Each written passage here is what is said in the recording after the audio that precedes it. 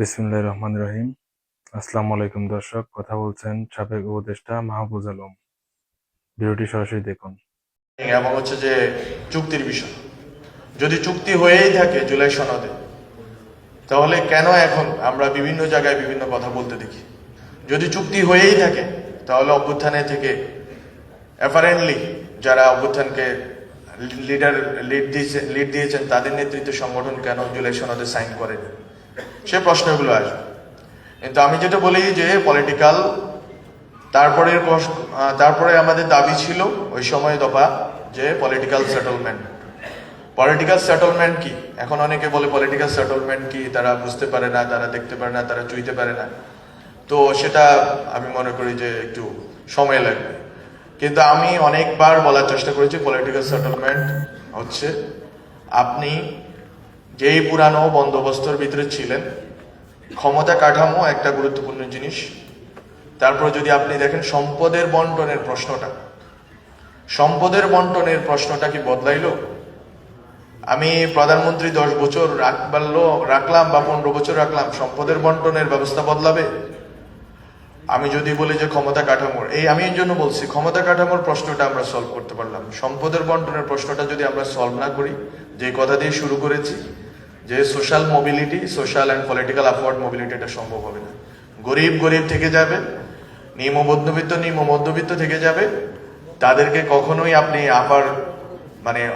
উপরে উঠতে আপনি সহযোগিতা করবেন না। রাষ্ট্রের পলিসি নেই তাকে উপরে উঠতে সহযোগিতা করে, সেই জিনিসটা হয়েছে।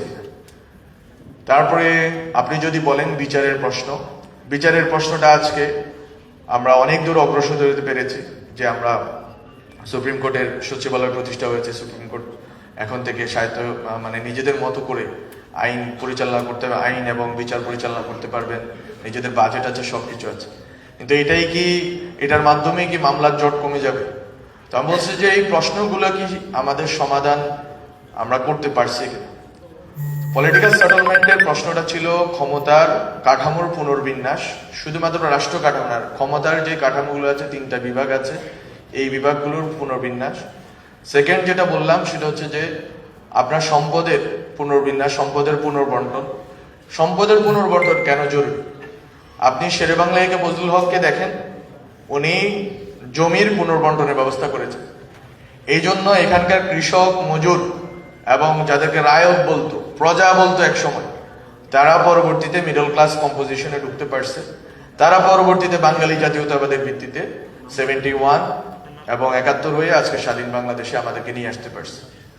একটা ঘটনা আপনি দেখেন এই সরকারের আমলে, যেটাতে আপনার এই ঘটনাটা ঘটছে, সম্পদের পুনর্বন্টন হয়েছে। সম্পদের পুনর্বন্টন না হলে যে ক্রাইসিসটা হবে, যেটা আমরা বলতে চাচ্ছিলাম, যারা বলেন যে বন্দোবস্ত, এই শব্দ বুঝি না, এবং যারা আসলে নতুন বন্দোবস্তের কথা বলে পুরাতন বন্দোবস্তের রাজনৈতিক দলের সাথে আঘাত করে ফেলেছেন, তাদের জন্য আমি একটু বলতে চাই। অন্তত আজকে আমি দেখতেছি অনেক ক্যামেরা, ভয়াবহ ক্যামেরার অবস্থা, হিউজ ক্যামেরা। সো আমার কথা হচ্ছে, প্রথম প্রশ্নটা ক্ষমতা কাঠামোর পুনর্বিন্যাস, সেকেন্ড প্রশ্নটা হচ্ছে সম্পদের পুনর্বিন্যাস। সম্পদ বলতে শুধুমাত্র অ্যাসেট না, টাকা পয়সা না, ল্যান্ড। আপনি আজকেও বাংলাদেশের ল্যান্ড হচ্ছে অনেক বড় কোয়েশ্চেন, কিন্তু ল্যান্ড কোয়েশ্চেন নিয়ে কোনো কাজ করা হয়নি। Second question. থার্ড কোয়েশ্চেন হচ্ছে আপনার এখানে অলিগার্করা গত 15 বছর রেজিমকে সাপোর্ট করে গেছে। অলিগার্কদেরকে আপনি 2 পয়সারও কোন রকম বাধা দিতে পারেন না। বরং আপনার আজকে পর্যন্ত রাষ্ট্রের যে পলিসি, ইভেন এই গণভোট, এই সনদ হয়ে যাওয়ার পরেও যে পলিসি থাকবে, সেটাই অলিগার্কদেরকে সাপোর্ট করে যাবে, অলিগার্কদের আরো বেশি টাকা বানানোর উপায় করে দেবে। আজকে যে অলিগার্করা বাংলাদেশের এই পুরো এনার্জি সেক্টরকে ধ্বংস করে দিচ্ছে, সেই অলিগার্করা আজকে বাংলাদেশের সরকারের সাথে খুবই কমফোর্টেবলি কাজ করতেছে। 3-4 জন ওই শেখ হাসিনার সাথে যারা ছিল, তাদেরকে ধরা ছাড়া কোনো অলিগার্কের গায়ে 1 পয়সারও আঘাত, একটা টোকাও দেওয়া হয়নি। বলে অলিগার্করা যখন রয়ে গেছে। ফোর্থ কোয়েশ্চেন যেটা আমরা বলতে চেয়েছিলাম, যে কিসে পরিবর্তন আনতে হবে, তাহলে আপনি ক্ষমতা কাঠামোতে পরিবর্তন আনলেন না, আপনি এটাকে ঝুলিয়ে রাখলেন পরবর্তী সংসদের জন্য, জানি না কি হবে। আপনি সম্পদ এবং ভূমির পুনর্বন্টন করলেন না, গেল। আপনি থার্ড যে কোয়েশ্চেনটা আমি বললাম, যে আপনি অলিগার্কদের কাছ থেকে টাকা জনগণের কাছে ফেরত আনার কোনো ব্যবস্থা আপনারা অনেকবার আমরা বলেছি যে বিদেশ থেকে টাকা ফেরত আনা, বিদেশের টাকা পরে রাখে, দেশেই যারা এই সম্পদকে কুক্ষিগত করছে তাদের ব্যাপারে কোনো ব্যবস্থা নেওয়া হয়েছে। দেশেই তো অনেক অলিগার্করা লুকিয়ে আছে, দেশে অলিগার্কদের এই দালালরা বসে বসে মিডিয়া চালাচ্ছে, আপনার কালচার করে বেড়াচ্ছে, আপনার সকল প্রতিষ্ঠান করতেছে এবং এখন নতুন পুরাতন সব দলগুলোকে ফান্ডিং করতেছে। তো আপনি এদেরকে আপনি সরাইতে পারলেন না, অথবা এদেরকে ভাঙতে পারলেন না। সরানো তো সম্ভব না, ন্যাশনাল ক্যাপিটাল বলতে একটা জিনিস আছে, জাতীয় পুঁজি তো আপনি ধ্বংস করতে পারবেন না, এটাকে আপনার রিডিস্ট্রিবিউট করার কথা ছিল, আপনি থার্ডটাও পারলেন না। আপনি যদি চতুর্থ প্রশ্ন নতুন বন্দোবস্ত বলতে কি বুঝিয়েছি যদি বলি, যেহেতু আমি এটা লিখেছি আমি এটার দায়িত্ব নিয়ে বলতেছি, যারা এটা লিখে বিশ্বাস করে না এবং এটাকে এটার সাথে বেইমানি করছে তারা তো বুঝতে পারবে না। ফোর্থ কোয়েশ্চেনটা কি? ফোর্থ কোয়েশ্চেনটা হচ্ছে আপনাকে এই যে media ecosystem, civil society ecosystem, cultural ecosystem, cultural হেজুমনির কোয়েশ্চেনটা, এই কোয়েশ্চেনটাকে ডিল করার কথা ছিল। এরা শেখ হাসিনাকে জ্যান্ত রেখেছে, এরা শেখ হাসিনার আবে হায়াত ছিল, শেখ হাসিনার জন্য এরা আবে হায়াত ছিল। সেই জিনিসগুলোকে কি কোনো রকম আপনার ডিসমেন্টল করা গেছে? না। আপনি যদি বলেন এবার বলেন যে ভাই আপনি তো মিডিয়ার দায়িত্ব ছিলেন, আপনি কি করলেন, এখানে অনেক মিডিয়ার লোকরা আছে, আমি নিজের দায়িত্ব জবাবদিহিতা দিতে বাধ্য জনগণের কাছে, কারণ জনগণ আমাকে ওখানে পাঠাইছে, আমার নিজের কোনো সক্ষমতা ছিল না। যতটুকু আমি আমার নিজের মানে বুদ্ধি সাহস দিয়ে যতটুকু এগোতে পেরেছি, কিন্তু অবশ্যই জনগণের রক্তের বিনিময়ে আমরা ওখানে গেছি, আমি জনগণের কাছে জবাবদিহি করতে বাধ্য। আমি ওখান থেকে বলতেছি, আপনি যদি অলিগার্কদেরকে না ধরেন, আপনি সিভিল মিলিটারি ব্যুরোক্রেসির কাউকে না ধরেন, আপনি আজকে বলেন সচিব কয়জনকে আপনারা জেলে দিচ্ছেন?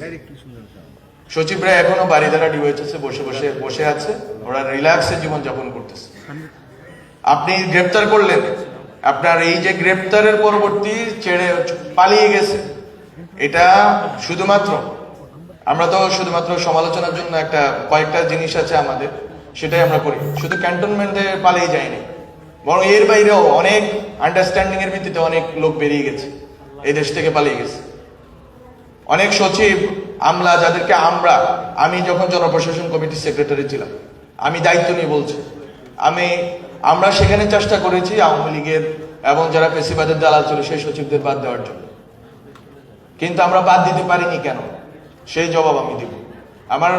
আমি ইউজুয়ালি বাসা থেকে বের হই না শহীদ ওসমান হাদির শাহাদাতের পরে, কারণ সিকিউরিটি কনসার্ন। কারণ আপনারা বলতে পারেন আপনার শুধু সিকিউরিটি কনসার্ন, আমাদের সিকিউরিটি কনসার্ন আছে, because we spoke the truth, এবং এই জন্য মন্ত্রণালয়ের শেষ 4 মাস আমাকে কোনো কাজ করতে দেওয়া হয়নি।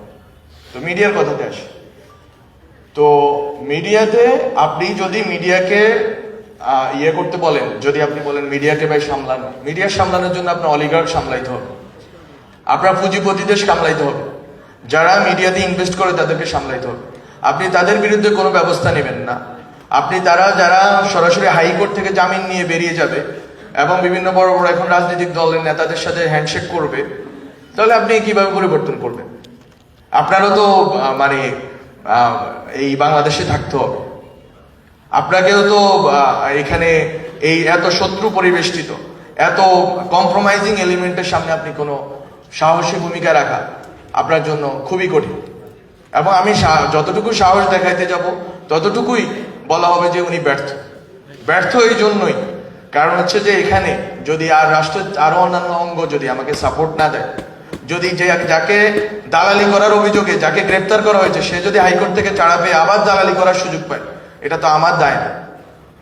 যারা অলিগার্করা যারা টাকা দিয়েছে তাদেরকে আপনি গ্রেপ্তার করলেন না, তাদেরকে বিচারের আওতায় আনলেন না, তারা এখনো ফান্ডিং করে যাচ্ছে এবং তারা ভুলের পর ভুল এবং মিথ্যা অপপ্রচার করে যাচ্ছে, তাদেরকে আপনি ধরবেন না। এটা তথ্য মন্ত্রণালয়ের কাজ না, তথ্য মন্ত্রণালয়ের কাজ না। আমি শেখ মুজিব হইতে চাই না যে আমি পত্রিকা বন্ধ করে দিব, মিডিয়া বন্ধ করে দিব, বরং আমরা চেয়েছিলাম যে নতুন মিডিয়া দিব। নতুন মিডিয়া কি আমাদেরকে দিতে দেওয়া হয়েছে? আমি বললাম তো শেষ 4 মাস আমাকে কাজ করতে দেওয়া হয়নি। কেন কাজ করতে দেওয়া হয়নি? কারণ আমরা চেয়েছিলাম নতুন মিডিয়া আসুক, পুরাতন মিডিয়ার বদলে নতুন মিডিয়া আসুক। 5-7